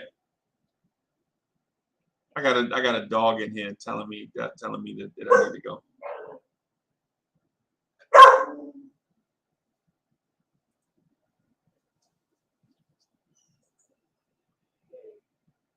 So Diamond Rock Girls BF says Knicks should pay the Suns to take Randall. How much are you talking about paying? How much are you talking about? That might be in the cards. Almighty Finesse. I have a pit bull puppy. He's 6 months old, man, and he feel like he run the house. Feel like he run the house. Yeah, man. So I'm gonna wrap right here. Go finish painting this living room. Do some work. I gotta paint and work, man. This is crazy. I gotta paint and work. But it's Tuesday, so I'm gonna try to come back and do the podcast today. I'm gonna try to come back and do a podcast today. Now that will be solo dolo, probably about 60 minutes or something. I don't have a topic yet, but I gotta be consistent with it. Y'all know how it is. You got to be consistent with it when you do stuff. So I'm gonna try to do that. I'm gonna ease on out of here. Get out of here. You know what I'm saying? Since I done stirred everybody up. And I stirred everybody up. They're like, no, the Broadway Paradox is not real.